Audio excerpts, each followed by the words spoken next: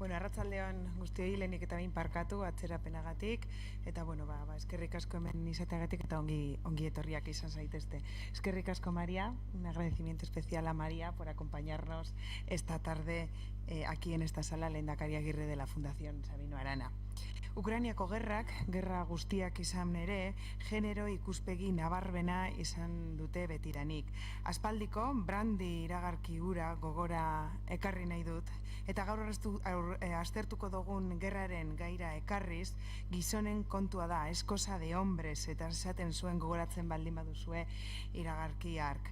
Bestela esan da, eta behar bada egokiago esan da, gerra beti izan da eta da emakumeen kontra. Mariak ondo baino hobeto daki hori eta horregatik emakume baten ikuspuntutik kontatuko digu gaur hori. Emakumeen begira da, oraindik ataskak azaltzeko momentuan oso gutxi kontuan hartzen dan zerbait da. Sabino Arana Fundazioa es consciente de la necesidad de esta labor de denuncia y no solo de información que realizan las y los reporteros de guerra, los abusos de guerra. Siguiendo esta línea, nuestra fundación, en los premios que cada año concede, ya en 2003, si recordáis, reconoció y agradeció la difícil labor de las y los corresponsales de guerra por las condiciones tan adversas en las que tienen que ejercer su profesión, llegando incluso en algunos casos a sacrificar sus vidas. Una labor llena de dignidad y también de valentía. De dignidad porque desde los puntos más conflictivos de la tierra se atreven a denunciar los abusos y genocidios de los más poderosos frente a los más débiles. Y de valentía por las condiciones tan extremas en las que ejercen su profesión y porque en su afán por comunicar la verdad ponen también a veces en peligro sus vidas. Muestra de nuestra preocupación es también la conferencia que hemos organizado hoy. María Senovilla nos explicará de primera mano lo importante que es tener ojos en los conflictos armados y en las crisis humanitarias que siguen asolando el mundo. Otra mirada del conflicto, esta vez con ojos de mujer. María es periodista, fotógrafa independiente, corresponsal de guerra en Afganistán y África. Ahora cubre también la invasión de Rusia en Ucrania. Allí ha permanecido más de 300 días sobre el terreno contando el conflicto con crónicas y fotografías que se han publicado en diferentes medios como The Guardian, New York Times. Bueno, ahora nos contará ella mejor. Eskerrik asko berriro zuei ere. María, cuando quieras. Ahora sí, ¿verdad? Mi agradecimiento al Museo del Nacionalismo Vasco y a la Fundación Sabino Arana pues por contar conmigo para este ciclo que es tan interesante como necesario para visibilizar el trabajo, para visibilizar la trayectoria, para visibilizar esas miradas de mujer que no son ni más ni menos importantes que la de los hombres, pero que representan al 50% del mundo y por desgracia están más invisibilizadas que las de ellos. Y gracias también a todos los que habéis venido hoy, a todos los que nos habéis querido acompañar con este tiempo tan maravilloso que tenéis para disfrutar de Bilbao. Y a vosotros os quiero pedir que en esas tarjetas que tenéis, por favor, anotéis todas las preguntas que os vayan surgiendo de lo que yo os cuente y también de lo que no os cuente, porque mi intención es hacer una breve exposición y luego abrir un debate que creo que va a ser lo más enriquecedor y también pues con ese afán de saber cómo recibís vosotros las informaciones que los que estamos allí sobre el terreno nos afanamos por enviarlos, porque a veces sin ese feedback estamos también nosotros un poco perdidos, así que yo hoy me voy a aprovechar de todos vosotros que estáis aquí y os voy a pedir pues eso, que preguntéis, que abráis un debate y que esto pues nos resulte enriquecedor a todos. Mirad, yo titulé la conferencia Fotógrafas y reporteras de guerra, la otra mirada del conflicto, porque hablando de miradas, como hace un momento decía, las de las mujeres tienen menos peso, están menos representadas, están más invisibilizadas que las de los hombres en muchísimos ámbitos. En el ámbito de la fotografía en concreto es absolutamente sangrante. Si ustedes se fijan, que a lo mejor el problema es que nos fijamos poco, si ustedes se fijan en las firmas de esas fotógrafas, de esas fotoperiodistas, de esas fotógrafas de guerra que aparecen en los medios firmando pues, las imágenes ahora de Ucrania, pero de otros conflictos, verán que en el mejor de los casos representan el 25% de todas las imágenes que se publican. Hay casos en las que son todavía menos. Y esto podría significar pues, que es que a lo mejor no nos interesa el oficio, pero es que si ustedes se pasean por las aulas, por las facultades de periodismo, de comunicación, por las aulas de los másters de las escuelas de fotografía, van a ver que en realidad hay más mujeres que hombres estudiando. Entonces, ¿en qué punto del camino se quedan atrás las mujeres que no llegan pues, a esos puestos de toma de decisión, que no llegan a las galerías de exposiciones, que no llegan a que sus fotos se expongan, se vean en los periódicos? Sobre todo eso quiero reflexionar hoy, y les quiero adelantar que cuando di el título de la conferencia y empecé a indagar sobre las mujeres, que habíamos estado, las mujeres fotógrafas, que habíamos estado documentando el conflicto de Ucrania, mujeres que lo hayan hecho en el largo plazo, no visitas puntuales a zona, he logrado documentar solamente a 10 profesionales, americanas y francesas la mayoría, y he descubierto también que soy la única fotógrafa española que ha documentado el frente de combate, la única que ha llegado a primera línea. Pueden pensar que es que no había suficientes fotógrafos, suficientes profesionales sobre el terreno y que bueno, que solo llegan unos pocos, pero les voy a dar unas cifras. Yo llegué a Ucrania cuando se cumplía el día 7 de la guerra, para trabajar con el ejército, para cubrir el conflicto. Tú necesitas una acreditación que te da el Ministerio de Defensa, que te dan las Fuerzas Armadas. Yo la pedí el 26 de febrero, 2 días después de que comenzara el conflicto, y me dieron la acreditación número 1000. Pero es que ahora, este mes de mayo, ha sido necesario que renováramos todos nuestros permisos y me han dado la acreditación número 17.600 y pico. Entre esos 17.000 profesionales de la información que han estado sobre el terreno contando lo que sucede, pues no sé los porcentajes exactos, pero varios miles, desde luego, son fotógrafos. Y entre esos varios miles de fotógrafos he conseguido documentar a 10 mujeres cubriendo el conflicto desde primera línea. Yo, mi experiencia personal, más allá, porque bueno, para hacer esta documentación he preguntado a todos los colegas que han estado allí, que con quienes se habían cruzado, por supuesto he visto los trabajos que habían publicado en medios internacionales. Aquí hay que romper una lanza a favor del New York Times, que es uno de los diarios que más mujeres publican. De hecho, yo de frente en frente me iba encontrando con Nicole Tang. También sé que Lindsay Adayo estaba cubriendo el Frente Sur, eran como las dos mujeres más omnipresentes. Luego les citaré los nombres que he conseguido documentar. Pero lo que te encontrabas en el 99% de los casos eran hombres. Dadas estas cifras, con este panorama que os expongo, ¿sabéis lo que ha sucedido cuando he compartido el título de la charla en mis redes sociales?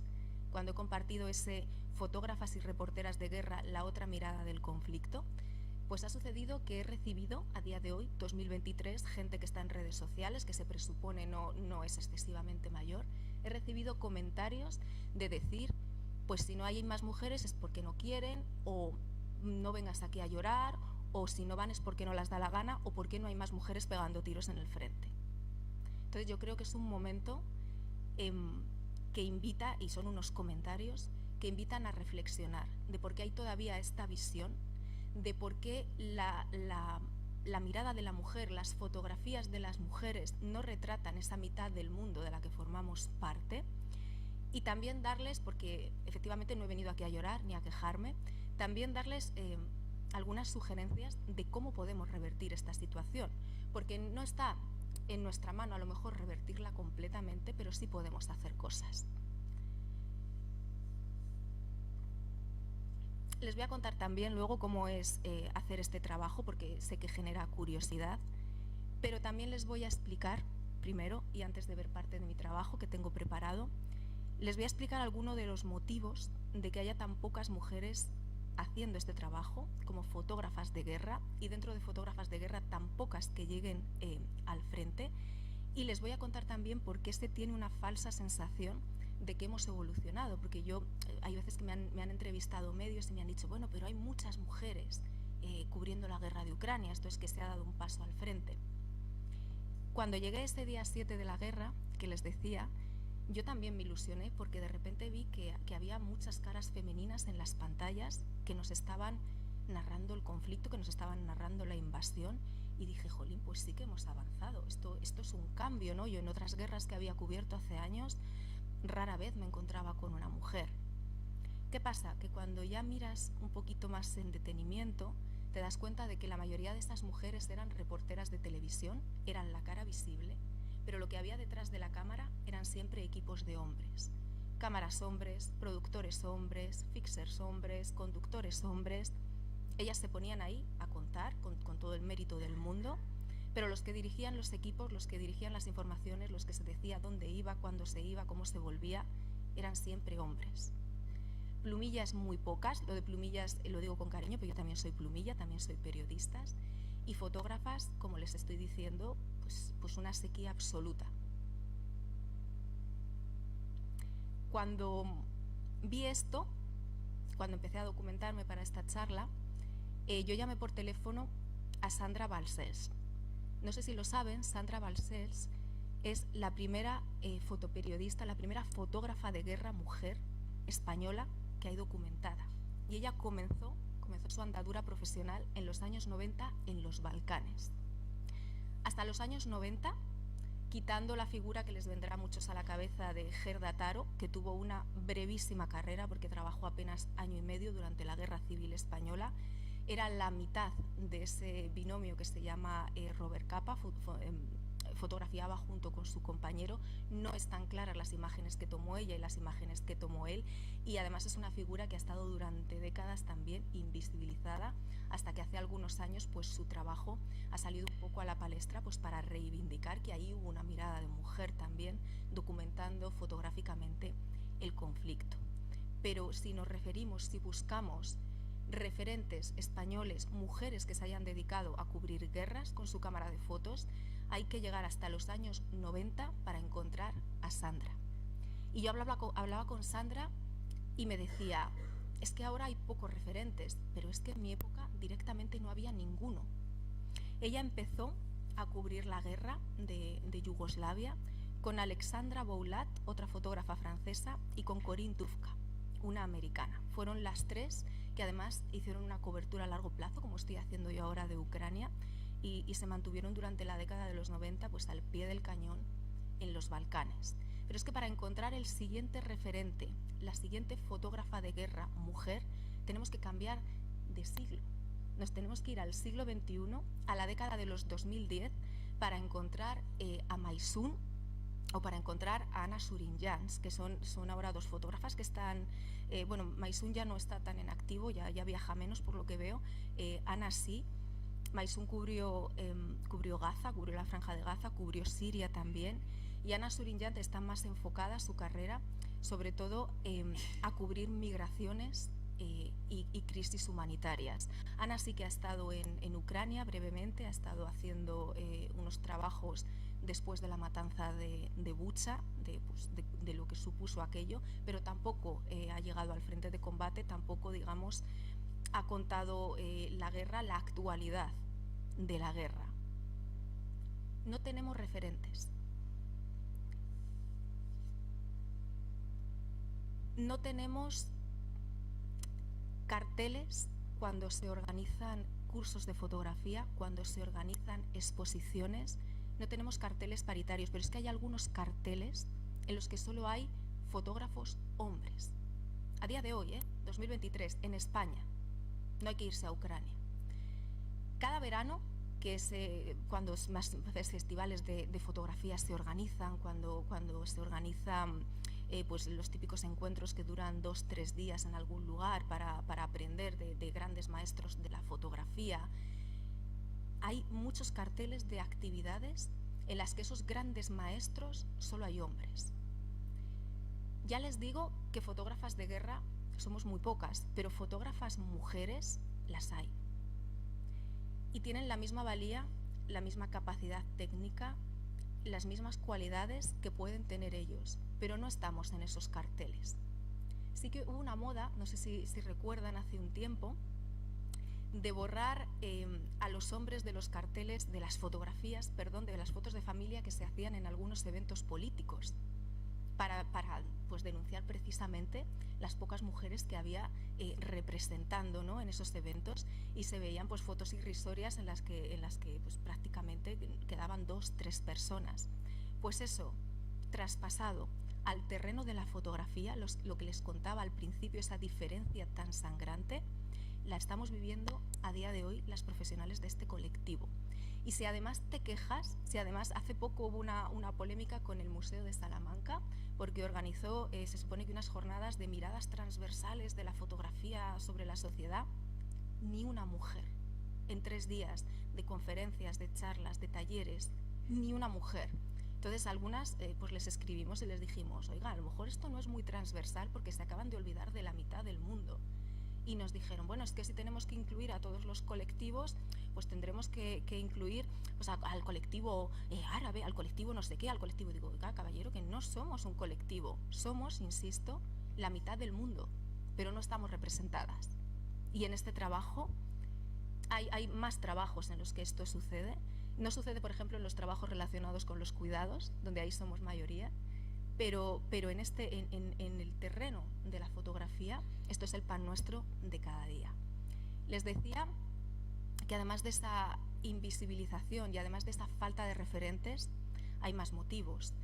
Uno de ellos es el escabroso tema de las tarifas que los fotoperiodistas españoles que trabajamos para medios españoles cobramos, y que hay muchas veces que hacen inviable el ejercicio de esta profesión.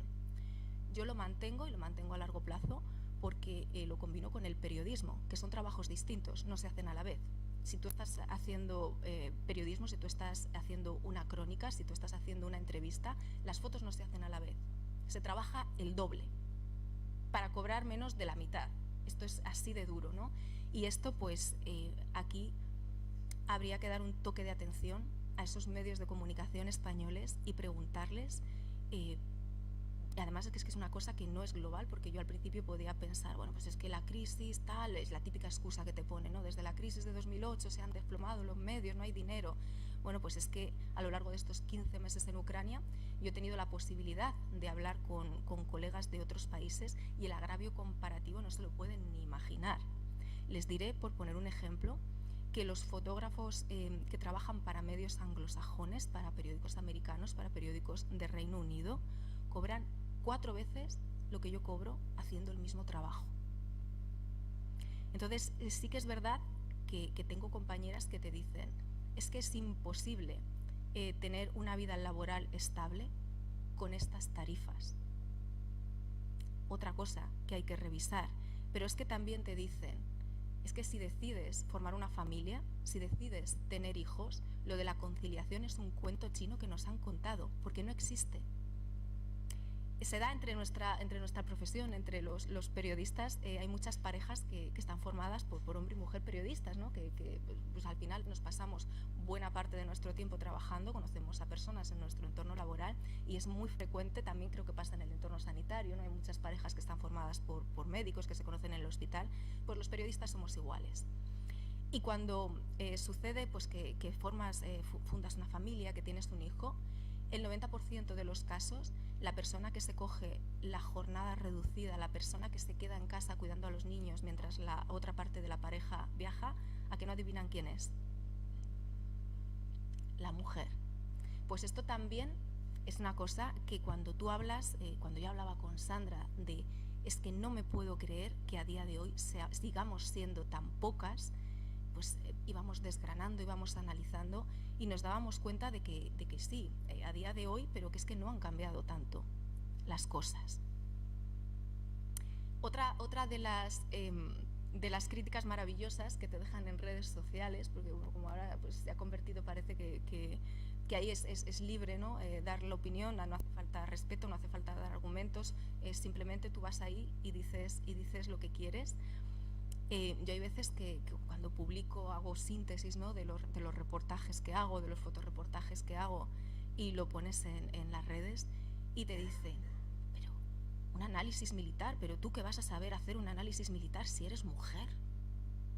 Y todo esto 2023, y nos lo seguimos comiendo con patatas todos los días. Ahora les voy a poner un vídeo de algunos de mis trabajos fotográficos, de algunos de esos trabajos que he hecho en las trincheras, porque las mujeres somos perfectamente capaces de llegar a las trincheras. También somos perfectamente capaces de darnos la vuelta y de mirar lo que hay detrás y de preguntar por otras sensibilidades. Por eso les decía que la mirada de las mujeres no es ni peor ni mejor que la de los hombres, es complementaria, pero que nos fijamos en otros detalles y debería de estar igual de representada. Como les decía, les voy a poner ahora parte de ese trabajo fotográfico que he hecho, para luego seguir hablando de cositas técnicas que a lo mejor me han dicho que hay gente interesada o que está estudiando fotografía hoy aquí, y bueno, pues seguro que les interesa también esa otra parte técnica.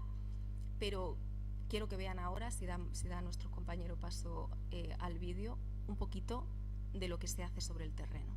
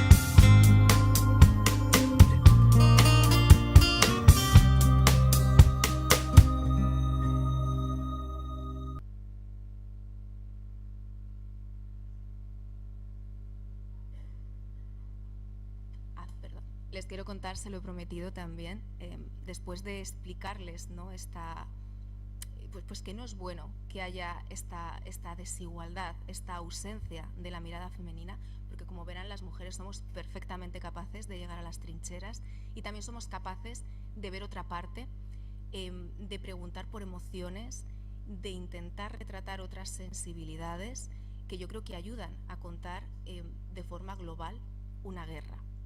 Entonces ahora también les quiero contar cómo es ese trabajo, ya independientemente del género, de cubrir una guerra.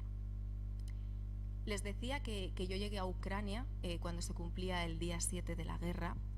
Les decía que tuve que gestionar previamente una acreditación pues, que te dan las Fuerzas Armadas pues, para poder trabajar con ellos.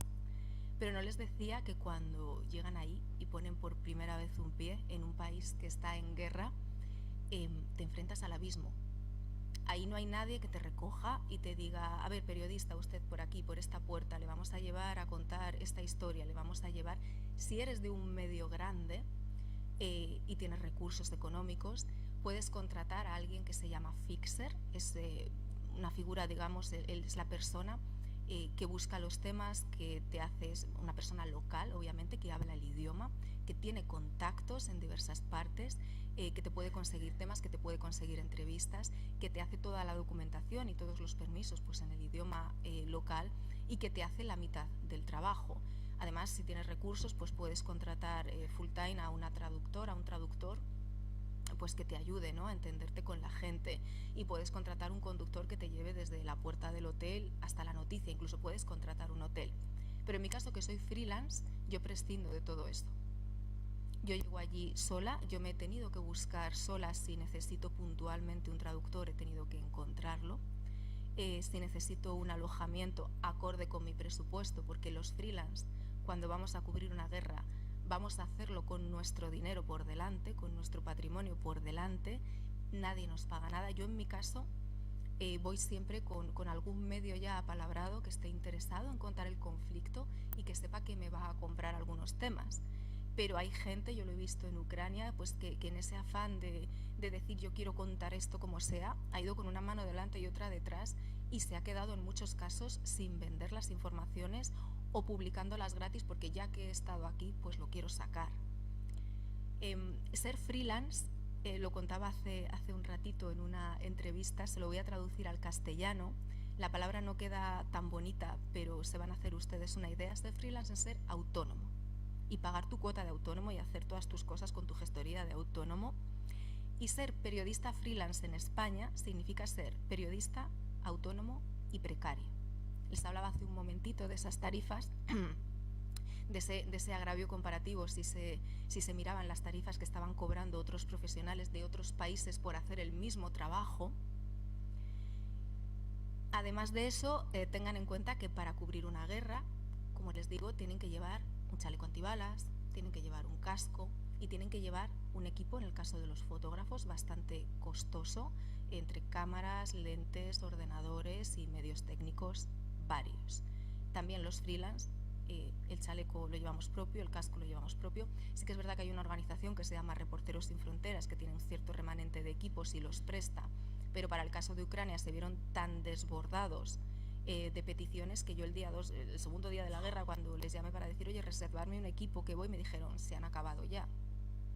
Entonces es otra cosa que tienes que conseguir buscarte por ti misma, porque tú no puedes ir a cubrir un conflicto sin el equipo de protección. Sé de gente que ha ido, pero desde luego con los militares no te dejan siquiera trabajar, ¿no? Como les decía, llegas ahí y te encuentras con todo eso por delante tú solo, sin nadie que te indique lo que tienes que hacer. Y cuando a mí me preguntan, bueno, pues a raíz de estar cubriendo la guerra de Ucrania, mucho estudiante de trabajo de fin de grado se ha puesto en contacto conmigo a decir, mira, estoy haciendo mi tesis sobre precisamente la cobertura de conflictos, ¿qué consejo nos das? ¿Tú qué recomendarías a alguien que quiere ir? Yo siempre digo lo mismo, formación. Hay mucha gente que ha ido sin tener experiencia en contar un conflicto armado, sin tener formación de cómo se cuenta un conflicto armado y sin haberse molestado siquiera en estudiarse la historia del país al que va a cubrir el conflicto armado. Y ese es el panorama que hace pues poco menos de 15 meses, cuando yo llegué a Ucrania, me encontré una amalgama de profesionales de la información, la inmensa mayoría sin preparación específica para cubrir un tema tan complicado, ya no solo por el entorno hostil y por las digamos especificidades, ¿no?, del tema, sino también tan complicado de cubrir a la hora de pensar en la ética, a la hora de pensar en el respeto y la sensibilidad que tú le tienes que dar a esas personas que están padeciendo la guerra, porque tú al final vas de visita. Mis visitas son muy largas, ¿vale? Yo suelo quedarme 3-4 meses del tirón, pero tengo un sitio al que volver. Yo luego me cojo un billete de tren, salgo del país y vuelvo a un lugar que está en paz, donde no suenan las sirenas antiaéreas, donde no hay bombardeos, donde no me han matado a ningún familiar en el último ataque, y ellos se quedan allí. Y hay gente que tú te encuentras que entra pero como elefantes en cacharrerías, sin tener en cuenta todo esto, sin esa empatía y esa ética que es tan necesaria. Y te encuentras, pues como me encontré yo el año pasado, que efectivamente la guerra de Ucrania ocupaba todas las portadas, abría todos los informativos, copaba toda la actualidad informativa, pero tú empezabas a desgranar y veías cosas que decías, esto no es contar la guerra. Esta persona no está, se le nota que no tiene formación, que ni siquiera se ha molestado en escuchar, en leer la historia del país, en prepararlo. Yo entiendo que las prisas también mandaban, ¿no? Cuando te manda una redacción grande, por lo menos sabes que tienes, pues, precisamente en la redacción a un grupo de compañeros pues que te va a hacer las crónicas de contexto, y por lo menos, pues, aunque tú cuentes solamente lo que ves en el terreno y no lo contextualices, en una redacción grande esa parte del trabajo te la hacen. Pero cuando vas como freelance no hay una redacción grande, porque entre otras cosas no sabes quién te va a publicar la crónica de ese día. No hay un equipo que te vaya a hacer el contexto, lo tienes que hacer tú solo. Llegas, como decía, sin tener nada preparado, sin que nadie te diga por dónde tienes que ir. Yo, por lo menos en mi caso, con esa responsabilidad que te pones encima de contarlo con sensibilidad, de contarlo con respeto, de contarlo con ética y de contarlo con contexto para que se entienda. Y partiendo de ahí, tienes que empezar a moverte, porque la guerra es una cosa que también se mueve, que también está viva, que hoy se están librando batallas en una ciudad, pero es que a lo mejor mañana hay un avance en otra, y te tienes que empezar a mover sin nadie que te lleve de la mano, llegando, pues a veces contratando conductores, a veces utilizando los trenes. Los trenes en Ucrania no dejaron de funcionar cuando comenzó la invasión. De hecho, en tren fueron evacuadas, salieron muchas de las personas de ese éxodo de refugiados y de desplazados internos, sobre todo mujeres con niños que huían de los bombardeos. Tú te tienes que mover muchas veces en los medios donde se mueve la población local. Insisto, en este caso los trenes eran los que funcionaban. Tienes que llegar a los sitios, te tienes que establecer, tienes que saber lo que está pasando ahí, y tienes que empezar a contactar con la gente, aparte de la gente de la calle, por supuesto, que te tiene que dar sus testimonios de primera mano. Tienes que contactar con autoridades militares, con autoridades también civiles, que te vayan poniendo al tanto de lo que está sucediendo, que te permitan acompañarles. Yo en mi caso, como habrán visto, tengo un interés especial por la parte relacionada con lo militar, porque una guerra es una guerra precisamente pues porque hay acciones militares, porque hay un conflicto armado, porque hay una campaña bélica de por dentro. Si no sería otra, de por medio, perdón. Si no sería otra cosa, sería una crisis humanitaria, sería otra cosa, ¿no? Pero una guerra es una guerra porque hay pues acciones bélicas que están sucediendo. Y les decía antes que las mujeres somos perfectamente capaces de acceder al frente de combate, pero lo que no les decía es lo complicadísimo que es acceder al frente de combate, la cantidad de trámites que hay que hacer, la cantidad o sea, la paciencia que hay que tener para esperar, la cantidad de oficiales de prensa y oficiales que no son de prensa con los que tienes que contactar, a los que tienes que hacer pues peticiones, decirles quiero ir a ver este frente, quiero ir a ver esta posición de artillería, quiero por favor llegar hasta la primera línea para ver quién está librando esa guerra, ¿no? Pues para poder retratar a algunos de los jóvenes que han visto en ese vídeo. Y luego, después de eso, después de llegar al frente, después de ver quién está librando la guerra, también tienes que ser capaz, les decía, de darte la vuelta y de ver la retaguardia, de preguntarte por las madres de esos chavales que están en las trincheras, de preguntarte por los enfermos crónicos, por ejemplo, que han dejado de recibir la medicación a causa de la guerra, de preguntarte por las personas que han perdido su puesto de trabajo y sus ingresos y cómo están ahora además aguantando la guerra, cómo hacen para sobrevivir. De hacerte todas las preguntas que se te ocurran y las que no se te ocurran. Y además de hacer eso, de preparar esa logística, de buscar los temas, tienes que ir, tienes que cubrirlos, tienes que volver entera a poder ser, tienes que escribirlos, tienes que producirlos, tienes que editar las fotografías y ya para colmo, por si no fuera poco, los freelance tenemos un tercer trabajo que es venderlas. Después de hacer el trabajo que les he dicho, tienes que llamar a los medios y decir, tengo esto, ¿me lo publicas? Puede parecer a lo mejor un poco así desolador el panorama, he de decir, después de este recorrido, que a mí me apasiona mi trabajo, que lo hago con absoluta felicidad cada día y que estoy feliz precisamente de poder ganarme la vida con ello. Pero también hay que tener claro que esto es eso, un trabajo, que no es un hobby. Que cuando no salen las cuentas, que cuando los medios no compran, que cuando los medios tienen unas tarifas irrisorias, hay que decir que no y hay que parar de hacerlo. Y esto es algo que también en parte justifica el hecho de que haya tan pocas mujeres haciéndolo. Yo creo que tenemos esa percepción de cuando una cosa es viable, de cuando la logística sale y de cuando la logística no sale. Quiero abrir ahora ya el turno de debate. Quiero que pregunten pues, por todo lo que les he contado, por todo también por las cosas que a lo mejor no les he contado y tienen curiosidad, pero no quiero terminar sin pedirles que a partir de ahora, cuando vean un cartel relacionado con la fotografía, cuando vean pues un encuentro fotográfico, cuando vean una exposición, cuando vean algo, un cartel en el que no haya mujeres, pregúntense por qué no hay mujeres y pregúntenle también a los que han hecho ese cartel por qué no han incluido profesionales, porque las tenemos. Les decía, pásense por las aulas de las escuelas de fotografía, pásense por las aulas de periodismo. Somos más mujeres, pero en algún momento del camino nos quedamos atrás y nos perdemos. También les quiero pedir que consuman fotografía hecha por mujeres, la tienen en Instagram, es gratis, solo hay que buscar un poquito más, porque es que, como les digo, somos pocas, pero estamos ahí también.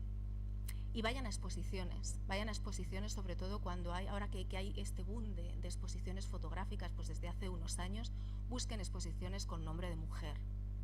Las hay. Creen audiencia, creen esa demanda, ¿no? Porque también esa parte está en su mano. Aunque aquí pues vengamos, pues gente como yo, vengamos a reivindicar que los medios tienen que hacer más, que el trabajo es duro y aún así lo sacamos adelante, pero ustedes como receptores de esa información, como consumidores de fotografía, también pueden hacer su parte. Y tengan también presente que para cubrir una guerra, ahora que está tan de moda la palabra IA, la palabra inteligencia artificial, de momento la inteligencia artificial no ha conseguido sustituirnos en la zona, en el terreno, ¿no? en los sitios en conflicto. Entonces, es otra forma de reivindicar que el papel de la persona va a ser más difícil de borrar por esa inteligencia artificial que parece que ahora pues está amenazando, que ya no sabemos distinguir entre una imagen sintética y una fotografía real. Y bueno, pues todavía podemos distinguir que las que están hechas en zona de conflicto por los periodistas y fotógrafos que estamos cubriendo las zonas de conflicto, pues traspasan esa inteligencia artificial, seguimos siendo necesarios y si ustedes consumen el trabajo que hacemos, seremos todavía más necesarios. Antes de terminar, les he prometido que les he dicho, ¿no?, que había encontrado 10 mujeres que estaban haciendo pues una cobertura a largo plazo en Ucrania. Seguro que han pasado más por Ucrania, pero de forma más puntual. A largo plazo, las que tengo documentadas, la mitad de ellas son parte del staff o publican puntualmente con el New York Times, también se lo he dicho, que es uno de los medios que más cuota de mujeres fotoperiodistas publica. Son todas americanas, francesas, hay una mujer árabe, creo que había una belga por ahí, y han llegado todas al frente de combate o muy cerca. Entonces les voy a decir los nombres, luego creo que tenemos un pequeño encuentro por aquí, si alguien se quiere acercar, y bueno, los tengo anotados porque encima seguro que, sobre todo los nombres franceses, seguro que los pronuncio mal, pero se los voy a decir. Como staff del New York Times, las fotógrafas Nicole Tang y Lindsay Addayo son de los grandes referentes que hemos tenido en la guerra de Ucrania. Yo, en el caso de Nicole Tang, que además trabaja sola, me la he ido encontrando de frente de combate en frente de combate. Ya nos miramos porque hay veces que somos las dos únicas mujeres con una cámara en la mano, nos miramos, nos sonreímos, la situación no cambia, seguimos siendo las dos únicas mujeres con una cámara de fotos en la mano en el frente de combate, pero ahí sigue al pie del cañón desde que empezó la cobertura. También publicando para el New York Times y para Getty, tenemos a la francesa Gaëlle Girbes, otra fotoperiodista joven, está en Instagram, insisto, les invito a buscarlas, a seguirlas y a interactuar con ellas. Paula Bronstein, esta es una mítica fotoperiodista americana mayor, con su melena ya blanca, que también pues colabora con Getty, con el Wall Street Journal, con el Times, con la BBC. Carol Guzzi también es otra veterana, ella yo creo que trabaja ahora más con fundaciones, con ONGs, pero bueno, que también esas asociaciones hacen también una documentación de lo que sucede en la guerra, documentan los crímenes de guerra. Por eso, pues, por ejemplo, a Carol creo recordarla que la vi en la apertura de la fosa común de Izium, han visto ahí en el vídeo algunas de las imágenes de ese día. También tenemos a la estadounidense Kate Lindbergh, a las francesas Laurence Guéay, ya les digo yo que estoy pronunciando mal el apellido, pero bueno, y a Virginie Enjun, que también trabaja para el New York Times y publica también en Guardian. De Paris Match tenemos a Véronique de Virgy, y para AP hay una mujer árabe que se llama Nariman El Mofti, que es una de las integrantes del equipo de AP que ha ganado el Pulitzer a mejor cobertura fotográfica, que ha sido precisamente por la guerra de Ucrania. Yo he conseguido documentar a estas tres, como les digo, coberturas a largo plazo que han llegado al frente de combate o muy cerca. Seguro que hay más que de forma puntual han pasado por esta guerra, y que teniendo ahora mismo en la mano esta herramienta pues tan maravillosa y tan gratis que es Instagram, pues seguro que se puede bucear y encontrar algún nombre más. Pero por favor, consuman fotografías, consuman fotoperiodismo hecho por mujeres, pidan cuando haya en una galería, una exposición solo con hombres, simplemente pregunten, ¿por qué no hay ninguna mujer? Es que no tenemos, sí que tenemos, pero hay que contar más con nosotras. Y ahora, por favor, pues me gustaría abrir el turno de debate. ¿Tenemos ya alguna pregunta? Recordad que tenéis unas tarjetas para poder hacer las preguntas, y si alguien prefiere hacerlo de viva voz también, pues que os pasamos el micrófono. Ya tenemos las primeras. La primera es: ¿cuál es la relación existente entre los profesionales de la comunicación de diferentes medios y países? ¿Se da la camaradería y el compañerismo en la guerra de Ucrania? A ver, yo si bien es cierto que trabajo sola, que no hago team, sí que tengo otros compañeros freelance que, por ejemplo, viajan haciendo equipo de 2-3 personas. Es más por un tema de costes económicos, de compartir los costes económicos. Para mí es difícil trabajar con gente porque, como les decía, hago dos trabajos que no se hacen a la vez. Por un lado, me documento para escribir crónicas, también hago crónica radiofónica, y por otro lado hago fotografía. Entonces, cuando viajas solamente con plumillas es complicado porque no sacas los tiempos y los espacios para hacer fotos. Cuando viajas solo con fotógrafos es complicado porque no te dan el tiempo de hacer las entrevistas, ellos no entienden la parte esta de periodista, y yo trabajo sola, pero sí que es verdad que cuando te encuentras con otro español, pues no sacas la bandera pues porque no la llevas encima, pero pues ahí pues como que es como, wow, otra persona, mira, ese está hablando en español, y te acercas y le preguntas y de dónde eres, y si estáis en la misma ciudad, pues oye, pues mira, mañana vamos a quedar para cenar y nos vemos. Y si hace falta, pues también pedir ayuda y escribir. Ya más o menos los que quedamos ahí al pie del cañón 15 meses después, españoles, ya más o menos nos conocemos todos. Entonces ya más o menos todos tenemos nuestro teléfono, todos tenemos nuestras redes, y yo, a mí, si alguien me pregunta o me pide ayuda, yo por supuesto la doy. Y cuando me entero de que hay algún compañero que está en la misma ciudad que yo, si el tiempo me lo permite, pues también contacto y le digo por dónde vas o vamos a vernos. sí que es verdad, ¿no?, que cuando sales de tu país, a lo mejor gente que la tienes viviendo en tu ciudad o que la tienes a 2 calles de ti y nunca le has hecho caso y nunca te ha dado por quedar con ella, pero de repente, chica, no sé qué pasa, que te encuentras fuera del país, da igual que haya guerra o no, y de repente te entra ese ímpetu de querer quedar, de querer verte, de querer... Bueno, pues somos así. Muy pocas fotógrafas en primera línea. ¿Cuántas mujeres soldado en primera línea? ¿Qué trato tenías de los soldados de primera línea? Muy pocas mujeres en primera línea en puestos tácticos. Sí que yo he conocido alguna artillera, alguna soldado de infantería. Sin embargo, el porcentaje aumentaba bastante cuando hablamos de paramédicas, de médicas, en los cuerpos sanitarios, cuando tú ibas a los puntos de estabilización, que es donde se llevaban los heridos o desde donde se iba a por los heridos en el campo de batalla, ahí había muchas mujeres. Y además, mujeres... algunas eran ya médicos antes, pero otras, a raíz de la invasión, se quisieron alistar y especializarse en ese tema. No sé por qué tenemos una especial sensibilidad para el tema de los cuidados, ¿no? Y es otra de las cosas que se veía en primera línea. Muchas médicas pues dispensando, muchas paramédicas dispensando esos cuidados.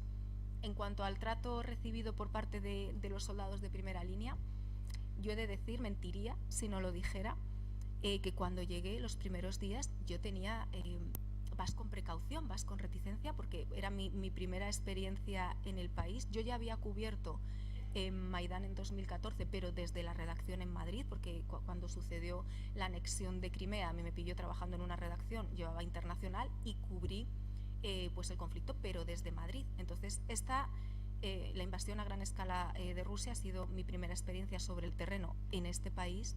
Y tú vas con precaución, ¿no? Porque eres una mujer, porque viajas sola y porque por desgracia te han enseñado que cuando eres una mujer y viajas sola tienes que tener ciertas precauciones. Pero bueno, fueron unas precauciones que se disiparon a los pocos días. He de decir que aparte de la hospitalidad del pueblo ucraniano en general, el respeto de los hombres ucranianos era absoluto.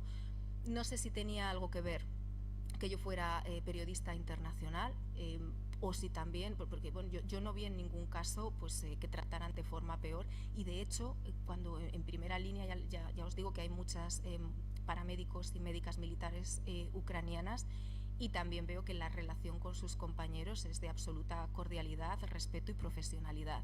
Entonces, en ese sentido yo pues me vi gratamente sorprendida los primeros días cuando vi lo cómoda que me sentía, porque pues respeto absoluto, ahí nadie te hace ni media insinuación, nadie te pone en un apuro. O sea, realmente bueno, los últimos 3 meses de mi estancia en Ucrania los he pasado en el Donbass, los he pasado cerca de Bakhmut, y he tenido ocasión de empotrarme con varias brigadas, con varios batallones ucranianos. Empotrarte significa que vives con ellos y que estás con ellos. Yo he dormido en las trincheras de primera línea con soldados ucranianos, donde no había mujeres, a lo mejor eran 10, 15 soldados, con una tranquilidad, con una de dormir a pierna suelta, de saber que no te va a pasar absolutamente nada, en un entorno de respeto que me pregunto si sería igual si durmiera en una trinchera con soldados españoles. En una trinchera, ¿qué has visto que no te hayan dejado hacer a ti como mujer que sí le hubieran dejado? Yo es que a estas alturas de la película ya no dejo que no me dejen hacer nada. Ya cada vez que un oficial me dice, ay no, mira, es que esta posición está muy movida, es que nos están atacando, es que... y veo que van a llevar a otro fotógrafo hombre, digo, ¿él va? Sí, digo, pues yo también. Se callan y te llevan. ¿Cómo compaginas buscar la noticia, hacer fotografías, editarlas, etcétera, etcétera, en el contexto de la guerra? ¿Crees que las noticias con una mirada más sensible se venden menos? Pues creo que al contrario. Y creo, ahí voy a abrir un melón a lo mejor, creo que tampoco consiste en dar una mirada excesivamente sensible, porque esto también lo he comentado estos días en entrevistas por aquí con compañeros tuyos de la fundación, que me preguntaban, ¿y qué te parece esto lo hemos visto sobre todo en televisión, pues algunas reporteras que han contado pues la guerra a lágrima viva. Y digo, pues me parece innecesario. Una cosa es tener empatía, tener respeto, tener sensibilidad, porque estás contando una realidad que si te paras a pensar, al final, para mí la guerra es la gente que la está viviendo, que la está padeciendo. Y si te paras a pensar todo lo que llevan encima, es desolador, y claro que te afecta, y claro que está bien ser sensible y que te afecte, y me preocuparía si no me afectase, si de repente me pongo enfrente de un bombardeo, o llego al bombardeo y me pongo enfrente de una persona a la que le acaban de destrozar la casa y que la veo que está destrozada y yo ni siento ni padezco, yo me preocuparía porque tendría un problema.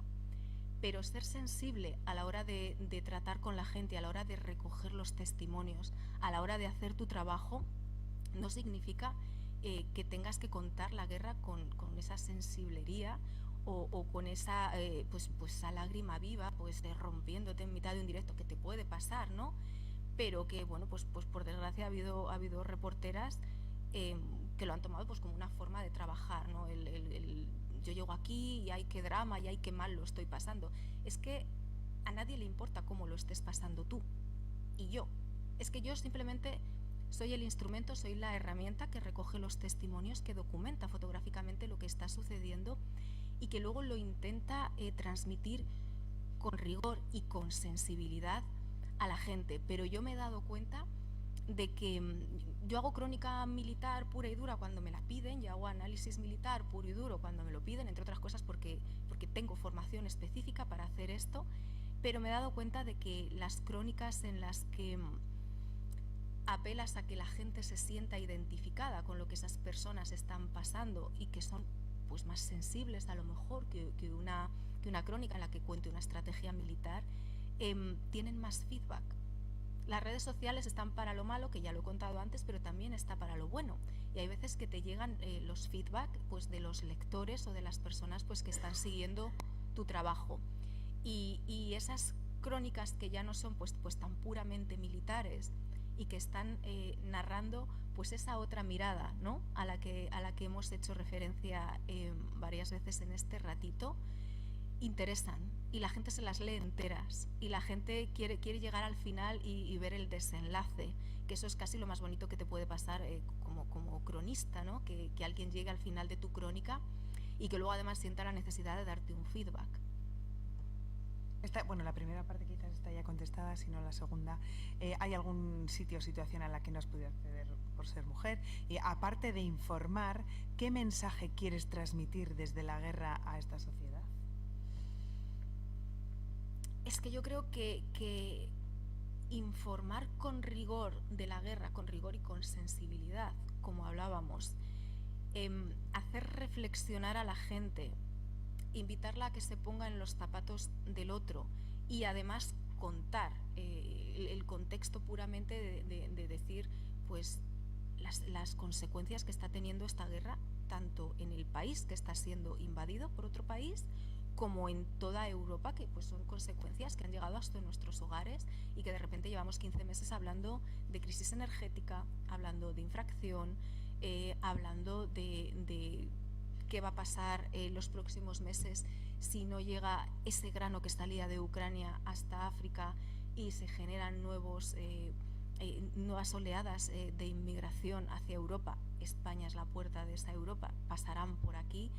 O sea, la guerra de Ucrania nos ha llegado a casa. Entonces yo no pretendo transmitir nada, yo pretendo dar el contexto, pretendo hacer análisis, pretendo explicar las consecuencias que a veces si no te las ponen sobre la mesa y si no te cuentan por qué te está afectando esto, pues aunque tú oigas el eco de y los precios han subido también por la guerra de Ucrania, no te paras a pensar, vale, han subido por la guerra de Ucrania, pero ¿por qué exactamente de la guerra de Ucrania? Entonces yo lo que intento es eso, contar con rigor, contar con sensibilidad, pero también dar el contexto y explicar. Mensajes, ninguno, o sea, hay que... Mensajes, entendámonos, mensajes como moralinos. O sea, yo no estoy ahí para hacer activismo. Yo no soy trabajadora de una ONG, yo no soy activista, yo no soy política, yo soy periodista. y es otra cosa que tengo clara cada día cuando me levanto. He venido aquí a hacer periodismo, a hacer información, que lo puedes hacer con sensibilidad, por supuesto, que lo puedes hacer con análisis. Dentro del análisis también están ahí tus percepciones personales, pero no hay ningún mensaje detrás que tengas que transmitir. Mi objetivo es hacer reflexionar a la gente, hacer que la gente sea consciente y hacer que no se olvide que esta guerra sigue viva, porque ya no abre informativos, ya no ocupa las portadas de los periódicos, pero les puedo asegurar, yo hace 10 días que volví de ahí, les puedo asegurar que sigue muriendo gente, que se siguen bombardeando sistemáticamente zonas, edificios civiles, zonas con población civil, que sigue habiendo territorios que están ocupados por las tropas rusas y que, a tenor de lo que yo vi en otoño, cuando se empezaron a liberar pues, territorios de Kharkiv, cuando se liberó la ciudad de Jersón y hablabas con la gente y te contaban a lo que habían estado sometidos durante el tiempo de la ocupación rusa, ¿no? Pues te decían, en el mejor de los casos, que habían pasado hambre, que no habían tenido asistencia sanitaria, que tenían terror y no salían de casa. En el peor de los casos te contaban que habían sido torturados, o sea, año 2022, torturados. Y además con técnicas que recordaban a la época medieval. Y dices tú, ¿pero cómo puede pasar esto? Pues documentar todo esto, exponerlo, invitar al lector a reflexionar, a hacerse preguntas, a que sea contestatario con la realidad pues a la que nos enfrentamos a día de hoy, es mi trabajo. No tengo que dar ningún mensaje. Yo creo que los lectores, que la audiencia es lo suficientemente adulta para sacar sus propias conclusiones de lo que yo les expongo, ¿no? Una vez que estáis en la línea de fuego, ¿cómo es el trato con los combatientes? ¿Os ven como una molestia? Yo creo que, en mi caso, yo me veo más a mí misma como una molestia de lo que ellos parece que ven, porque claro, yo pienso, me ha pasado, ¿no? Pues estar en una posición y que nos empiecen a atacar, y tú ves que los pobres se preocupan más por ti que por ellos. Y lo primero que cuando hay un ataque, cuando te empiezan a lanzar la artillería, si estás en primera línea, tú te tienes que meter a una trinchera, normalmente subterránea, y pues esperar a que pase aquello y rezar pues, para que no te caiga un proyectil en la puerta de la trinchera, y hasta luego, Mari Carmen. Entonces, cuando esto pasa, todo el mundo corre a la trinchera, pero cuando tú estás ahí, no yo como mujer, también fotógrafos hombres, cuando estamos allí los periodistas, lo primero que hacen en vez de correr a la trinchera es engancharnos y meternos los primeros a la trinchera, ¿no? Aún así, el trato yo diría que maravilloso. Hay veces también se nota, ¿no?, que a lo mejor llevan 15 días, un mes ahí en posición sin ver a nadie, y llega visita y joder, les alegras la tarde y te empiezan a preguntar, y te preguntan que cómo se percibe la guerra de Ucrania en tu país, y te preguntan si hay muchos refugiados ucranianos viviendo en España y que cómo se encuentran y que si tenemos feedback de ellos. Y bueno, pues yo creo que por lo menos creo que no les molestamos demasiado. Los medios compran información, reportajes fotográficos a los fotógrafos y reporteros de guerra. ¿En qué modo reflejan las impresiones o la otra mirada del conflicto? ¿Hay información sesgada o interesada de este trabajo? A ver, aquí yo tengo que hablar en primera persona, porque yo no sé si los demás compañeros freelance que venden su trabajo sienten que lo presentan de una manera sesgada. Yo, con los medios con los que trabajo actualmente, mi revista de cabecera, con la que ya trabajaba antes de la invasión rusa de Ucrania y en la que sigo publicando, que es la revista Atalayar, trata con absoluto rigor y con absoluta exquisitez los temas que yo le envío. Si tienen que tocar una coma, me llaman y me dicen, oye, mira, que queremos hacer este cambio, ¿te parece bien? Respetan cada pie de foto, entonces, bueno, pues ahí no hay ninguna información sesgada, es tal y como la quiero presentar, les llega. También publico mis crónicas en el periódico El Español. Ahí sí que es verdad que, al no ser una revista, que al ser un periódico está más ligado a la actualidad, a ese break news, y hay veces que te dicen, oye, no, mira, vamos a cambiar el titular para enlazarlo con lo que ha pasado hoy, aunque luego la crónica tal, y a veces hay pues un pequeño tira y afloja, pero bueno, los periódicos de hoy en día, por desgracia, y más en los digitales, están muy sometidos al clickbait. Si Google no te posiciona y si no apareces pronto en las búsquedas, al final la gente no lee las noticias que se están publicando, y estamos ahí un poquito sometidos con ese tema. Pero bueno, del titular para abajo también un trato exquisito. A mí no me han cambiado nada, no me han dado nunca la vuelta a una información, no han dicho nunca nada que yo no esté diciendo, y ya te digo, normalmente de hecho es que el cuerpo de la noticia ni lo tocan. Y en el caso de las fotos, pues ahí sí que no cabe ninguna manipulación. Cuando publico a través de agencia internacional, cuando las fotos llegan a algún medio como pues los que has nombrado, ¿no? en el último año, a través de la Agencia Europea de Fotoperiodismo, pues mis fotos se han publicado en medios como el New York Times, como el Washington Post, el Telegraph, también en medios españoles que tiran también de agencia internacional, en periódicos de primera línea, y nadie me ha tocado jamás una foto. Yo no he visto ninguna modificación. Pues algunas veces pues se hace un recorte para encajar en maqueta, pero ninguna modificación.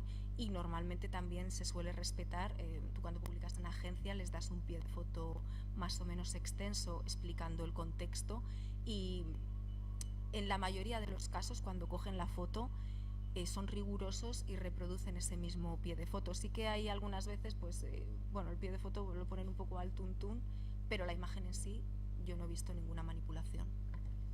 La escasez de fotógrafos, reporteros de guerra, como tiempo atrás la de ingenieros, parece que se debe a un tópico cultural y no por falta de capacidades. ¿Qué porcentaje de este tópico cultural incide en las diferencias retributivas de los fotógrafos y reporteros de guerra, dada la sugerida igualdad de calidad de los trabajos? ¿No habrá algo más que el mero tópico cultural? ¿No es una realidad sangrante discriminación de los medios y empresas audiovisuales y periodísticas?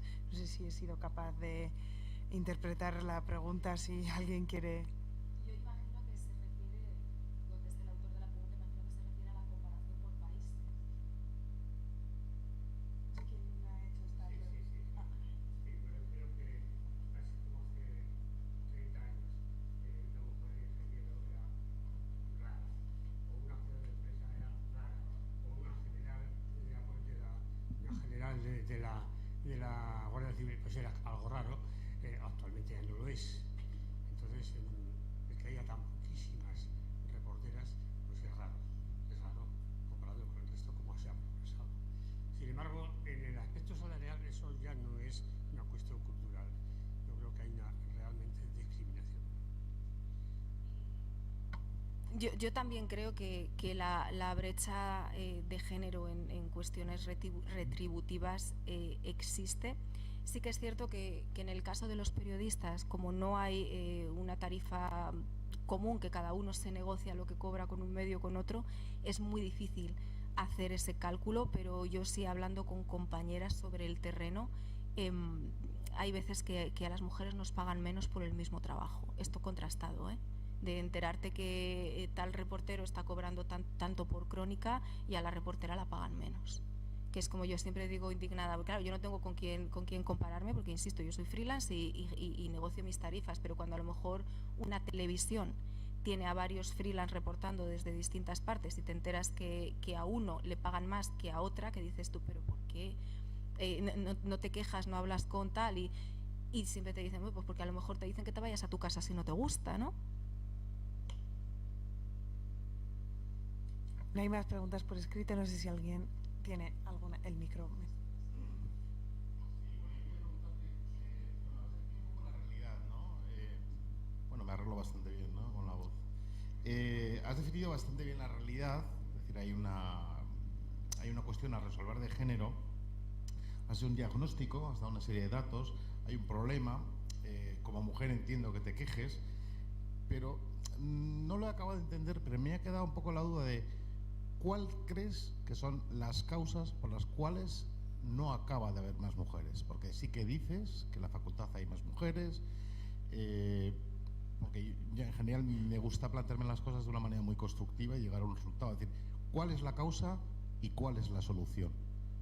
Y no me ha parecido o escucharlo o entenderlo. Porque claro, si tenemos un problema, a mí me interesa más resolverlo que andar quejándonos siempre, ay, mira, tal, me ha pasado tal. No, no. ¿Cuál es la causa? ¿Por qué pasa? ¿Y cuál crees tú que sería la forma de resolverlo? Pues las causas, sí las he enumerado al principio. Una de ellas es la conciliación, que no existe. Ya he nombrado, ¿no?, que cuando en una pareja formada por periodistas se decide crear una familia, se decide tener hijos, la persona que pide la reducción en la jornada laboral y por tanto se está cerrando puertas a la hora de tener ascensos, a la hora de viajes, a la hora de un montón de cosas, siempre es ella. Esto además contrastado con las colegas que son madres, no es una cosa que diga de oídas. También he hablado del problema de la invisibilización, de que cuando se están organizando pues esos encuentros fotográficos en los que a lo mejor se publicita ven a aprender de los grandes maestros, entre los grandes maestros no haya mujeres. También la falta de referentes, eso no lo podemos arreglar porque no podemos volver en el tiempo y poner ahí a más mujeres a hacer el trabajo, pero sí decía que está en vuestras manos también una parte de poner solución a ese problema, que es demandar más trabajos fotográficos hechos por mujeres, porque hay mujeres fotógrafas españolas, aunque no lleguen al frente de combate de Ucrania, las hay cubriendo otros ámbitos, y hay mujeres aptas para ir a esos encuentros de fotografía, aptas para ocupar las paredes de esas galerías en las que se hacen exposiciones en las que muchas veces pues no se las invita o se obvia. Y es que es increíble cómo yo no me puedo poner en la piel de un organizador pues que hace pues eso, por ejemplo, pues un ciclo en el que se incluyen conferencias, en el que se incluyen workshops para aprender de profesionales, en el que se incluyen exposiciones, y que tú hagas el cartel, veas que entre 20 tíos no hay ninguna mujer, o hay una mujer o hay dos mujeres, y no digas uy, esto no está bien. Porque, como te decía, ya no solo en las facultades de periodismo, es que tú te das un paseo por las aulas de las escuelas de fotografía y también hay, si no el 50% más mujeres. Entonces, en una parte de ese camino, hasta la galería de exposición, hasta la conferencia, hasta el curso, nos quedamos por el camino. Creo que, para resumir, que parte de la solución del problema, la parte que puede estar en vuestra mano, es también demandar a más mujeres fotógrafas, el trabajo de más mujeres fotógrafas, más exposiciones de mujeres fotógrafas, y cuando haya un ciclo y cuando veáis un cartel en el que no hay mujeres fotógrafas, preguntar a la organización por qué no hay más mujeres fotógrafas, cuando sí que estamos, sí que tenemos talento, sí que tenemos valor para ir a una guerra y sí que tenemos la capacidad técnica de hacer el trabajo igual de bien que un hombre, con otra mirada que se complementa perfectamente con la de los hombres y que no merma la calidad de lo que se va a exponer en esas paredes. No sé si te contesto.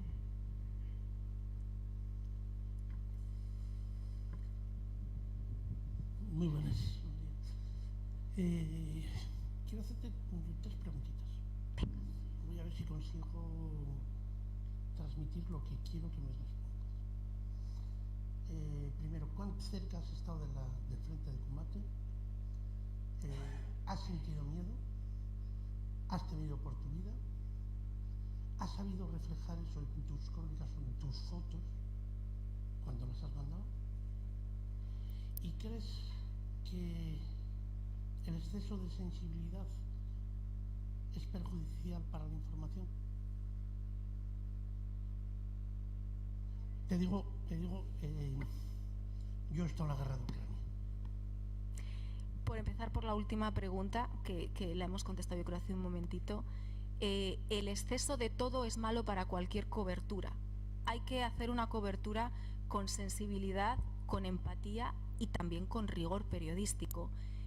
Pero les ponía el caso, ¿no?, de mostrar esa excesiva sensibilidad poniéndote a llorar delante de una cámara. Eso sobra, eso hace daño al periodismo. Porque luego además encima las televisiones, como ven que la gente se pone delante de la pantalla y dice, ¡ala, pobrecita, qué ha pasado!, es que te lo piden. Es que te dicen, pero ponle un poco más de emoción. Pero ¿qué emoción? Pero, o sea, le estoy poniendo rigor, le estoy poniendo respeto, le estoy poniendo empatía. No, yo no soy la protagonista, nadie tiene que preguntarme qué estoy sintiendo yo, qué sensibilidad. No. Tú estás aquí como una herramienta, como un transmisor de lo que quieres. contar, o sea, de lo que quieres, no, perdón, de lo que sucede y la forma en la que tú lo cuentas. Entonces, ¿que las crónicas tienen que tener sensibilidad? Creo que sí, pero una sensibilidad que emane de la empatía y que no deje a un lado el rigor. El exceso es malo, por supuesto. ¿Cuán cerca he estado del frente? Yo he estado en el frente, yo he estado en primera línea. Primera línea, en términos militares, se contempla lo que está a entre 800 metros, 1 kilómetro de las líneas rusas. Yo estaba a 500 metros de las líneas rusas en una posición, que es que se veía, no hacía falta ni enfocar con la lente. Decía, ¿ves esos árboles? Son las trincheras rusas. Y estando además en esa posición, hemos recibido un ataque, nos han empezado a bombardear. Miedo, pues es que el miedo no tiene mucho sentido. Si tienes miedo no vayas a cubrir una guerra, lo que tienes que tener es sentido común y precaución. Y cuando empieza un bombardeo tú no te puedes quedar paralizada por el miedo, tú sabes que tienes que correr y meterte en un agujero que hay ahí una trinchera excavada y ponerte a salvo en la medida de lo posible que tú tengas a tu mano, ponerte a salvo. Me dejó algo por contestar, que ha sido así una batería.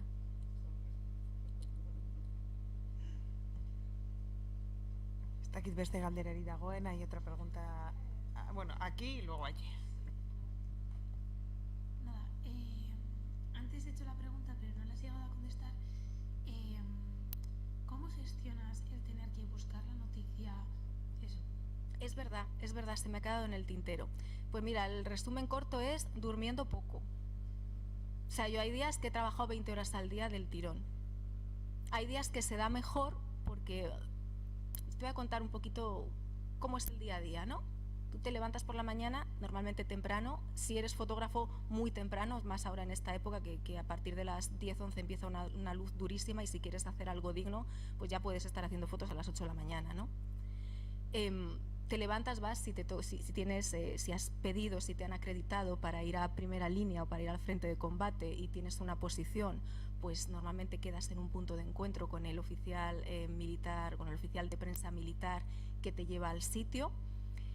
Como te digo, yo hago 2 trabajos a la vez, soy periodista y soy fotógrafa, entonces yo normalmente empiezo por hacer las fotos, por si acaso, porque si te bombardean y te tienes que meter a la trinchera, en la trinchera puedes hablar con la gente, pero hacer la foto ya te la pierdes, ¿no? Entonces, haces la parte gráfica, luego haces la parte de hacer entrevistas, luego vuelves a casa y haces la postproducción de todo ese trabajo, seleccionas, descargas las fotos, las seleccionas, las editas. Cuando has terminado el trabajo de fotógrafa empiezas con el de plumilla, te pones delante del documento en blanco, escribes la crónica o la entrevista o lo que toque ese día, lo envías y luego empiezas a preparar el trabajo del día siguiente. Y hay veces que tienes suerte y en un par de horas o 3 consigues la historia de mañana, y hay días que te dan las 11 de la noche y sigues mandando mails y mandando WhatsApp a distintos oficiales de prensa, a distintas autoridades civiles, y luego hay días que te levantas, que tenéis previsto que vas a hacer no sé qué y que resulta que ha habido un mega bombardeo en el pueblo de a 15 kilómetros y ya puedes ir corriendo para cubrirlo. Entonces, aparte de eso, como os he dicho, soy freelance, soy autónoma, por decirlo en español. Entonces, el día que no trabajo y que no facturo, no cobro, pero los gastos los sigo teniendo. Así que hay veces que trabajas de lunes a lunes y hay veces que, bueno, pues el cansancio físico también hace mella y te levantas un miércoles y dices, pues mira, es que me voy a quedar delante del ordenador organizando el archivo fotográfico porque es que no tengo fuerza para patearme 3-4 kilómetros porque, por cierto, para llegar al frente no se va en coche. No sé si cuando tú has estado has tenido... Pues él lo sabrá, el coche se queda a 1, 2, 3 kilómetros de la trinchera y te vas andando. Y luego vuelves andando. Y si lo sumas todo, pues bueno, pues el resumen corto es eso, duermo poco.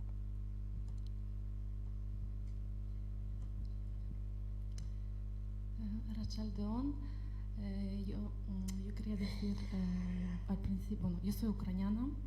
Al principio quería decir muchas gracias a la Fundación Sabino Arana por este evento, por este ciclo y dar la visibilidad al trabajo de María y para que podamos estar aquí hoy y escucharlo y verlo y hacer preguntas y también al mismo tiempo adentrarse un poco más, interesarse un poco más sobre lo que sigue como María has subrayado, que sigue pasando en Ucrania, que sigue la guerra, no ha parado, aunque sí que en los medios de comunicación en general se ha bajado muchísimo la visibilidad. Entonces, muchas gracias por este evento.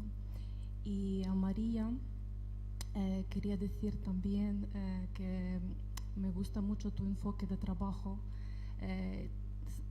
He leído algunos artículos tuyos y también he visto tus fotografías, no solo en los artículos, pero también las que estás publicando en las redes sociales. Y bueno, aparte de lo que has comentado hoy, que es muy importante, cómo estás trabajando, cómo desarrollas tu enfoque, cómo se diferencia en algunos casos tu trabajo de algunos otros periodistas freelance. Y este tipo de perspectiva, esta perspectiva, bueno, cada perspectiva es única de una periodista, de una fotógrafa, la perspectiva es única y tu perspectiva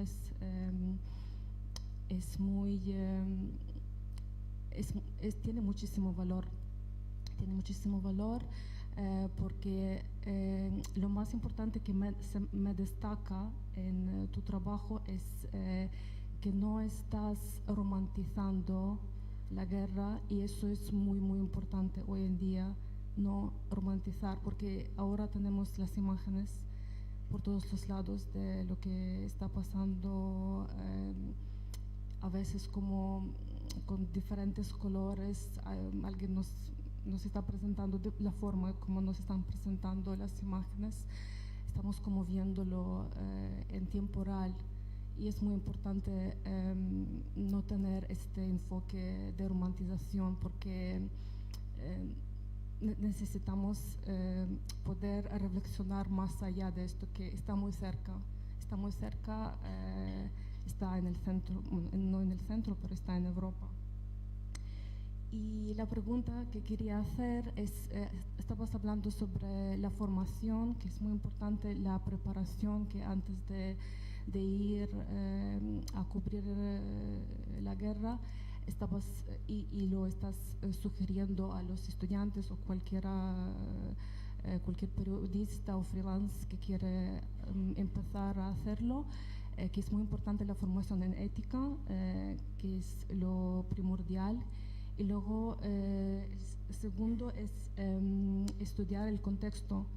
A mí me parece que lo estás subrayando, pero es muy importante que no, la verdad que hay al principio de la guerra, de la invasión rusa en Ucrania, ha habido muchos reportajes donde se veía que alguna información no estaba profundizada, por decirlo así de forma más formal. Y tú, por ejemplo, cuando antes de irte, porque has comentado que también has cubierto la Revolución de la Dignidad, el Maidán de 2014, entonces, aunque no estuviste en este momento en Ucrania, pero entiendo que has hecho una investigación profunda y has cubierto todo, desde también estudiándolo con el contexto y luego con todo lo que estaba pasando de otras personas, que las historias. Pero, por ejemplo, ahora, antes de irte, ¿qué es lo que has estudiado nuevo sobre Ucrania? ¿Y qué es lo que cuando ya al estar allí, qué es lo que fue nuevo que has aprendido sobre Ucrania, no solo sobre la gente, pero sobre el país, sobre la política también? ¿Y qué es lo que has desaprendido? Eso también es muy importante, que quería hacerte esta pregunta. Muchas gracias. No, gracias a ti, y súper interesante la pregunta. Mira, yo, como he dicho, llegué la primera semana de la guerra, entonces en ese tiempo, además de preparar la logística, a estudiar, a ponerte con libros, me parecía una pérdida de tiempo. Entonces yo lo que hice fue contactar, yo soy de Segovia, entonces contacté con el presidente de la Asociación de Ucranianos de Segovia, un chico que lleva 15 años viviendo pues, allí en la granja de San Ildefonso, que en los primeros días de la guerra salió en prensa pues, porque se buscaba, ¿no?, a personas ucranianas que vivieran en España. Bueno, pues salieron pues, varias personas de asociaciones que estaban ahí, y yo contacté y yo hablé y yo les pregunté, ¿no? Más que leer libros, intenté hablar con gente, con ucranianos que estaban aquí establecidos y que me contaron, y que te contaban cosas que yo llegué con ellas súper presentes. Te voy a poner un ejemplo, ¿no? Recuerdo que Andriy me dijo, porque la guerra, por si no lo saben, no está sucediendo en toda Ucrania, se está desarrollando en aproximadamente ahora el 25% de Ucrania, ese frente este y ese frente sur. Sí que es verdad que en otras ciudades del oeste o en Kiev hay bombardeos puntuales, lo de Kiev se ha convertido en algo más que bombardeos puntuales, creo que ya van 15 o 16 en lo que van de mes, pero el frente de combate está en una parte muy localizada de Ucrania, que además es la parte donde más rusoparlantes hay. Y entonces yo, una cosa que dije, a ver, explícame esto. Recuerdo que Andriy me dijo, por ejemplo, María, ser ruso hablante no significa ser prorruso. Y como otra serie de cosas, pues acerca, él es de Dnipro, tenía familia en el Donbass, ¿no? Y me contó un poquito la realidad que se estaba viviendo en el Donbass, donde ya había habido un éxodo previo de gente que a lo mejor se sentía más pro-ucraniana y que se había ido a otras ciudades, que tú ya lo sumas con, digamos, ese estudio de la historia que se hizo en 2014, ¿no? Pues donde entiendes un poco pues los 70 años de pertenencia a la URSS, donde entiendes lo convulsa que fue la década de los 90 para Ucrania, y que, bueno, pues de ahí han destilado muchos de los males que luego se han visto en este siglo XXI. Pero cosas, por ejemplo, como entender la política del país, yo realmente, hasta que no he estado in situ y hasta que no he hablado con la gente, no la he entendido. Porque tú, cuando piensas en política, piensas en, bueno, pues habrá partidos de izquierda, de derecha, como en España, habrá unos más polarizados, otros menos polarizados, y te das cuenta de que llegas ahí, la política a lo mejor se mueve por otros intereses, ¿no? O te dicen, no, es que hay partidos pues que son partidarios, valga la redundancia, de que se siga comerciando con Rusia y de que no se entre en la Unión Europea, y hay otros partidos que no, que quieren mirar hasta a esta otra parte del mundo, y ahí no entran ni derechas ni izquierdas. Es otra concepción de la política propia y pues más territorial o incluso regional. Y a mí me encanta hablar con la gente. Cada vez que tengo oportunidades, yo no me puedo limitar solo a hacer fotos aunque quiera, pero es que me puede, ¿no? Aunque vaya, hay días que simplemente voy con la intención de no quiero un fotoreportaje de esto, pero termino entrevistando a todos los que tengo alrededor, porque es que sigues aprendiendo cada día. Obviamente Ucrania no es mi país, ya van, estoy a esto de empadronarme, yo creo que ya van 317 días acumulados y vuelvo ahora en junio, pero sigue sin ser mi país. Entonces, cuando encuentras a un interlocutor que toca un tema que dices tú, ay, de esto tengo curiosidad, o esto, mira, tengo flecos que no termino de entender, yo no tengo complejos en preguntar. O sea, yo soy consciente de que no lo sé todo, y de hecho creo que el periodista que no pregunta no es un buen periodista, ¿no? Entonces yo, mira, humildemente, o sea, no sé cómo va esto, ¿me lo explicas? Y la gente de tu país, que es increíblemente hospitalaria y amable, también es muy paciente y te explica las cosas. No sé si te respondo con esto. Bueno, si os parece, terminamos aquí la conferencia de María. Ahora tenemos la oportunidad de salir ahí fuera a tomar algo y poder, si os ha quedado alguna duda o alguna otra pregunta, pues poder charlar con María. Besterik gabe, eskerrik asko berriro be guztioi hemen izateagatik, eta eskerrik asko, gracias María por estar aquí hoy con. Gracias a vosotros.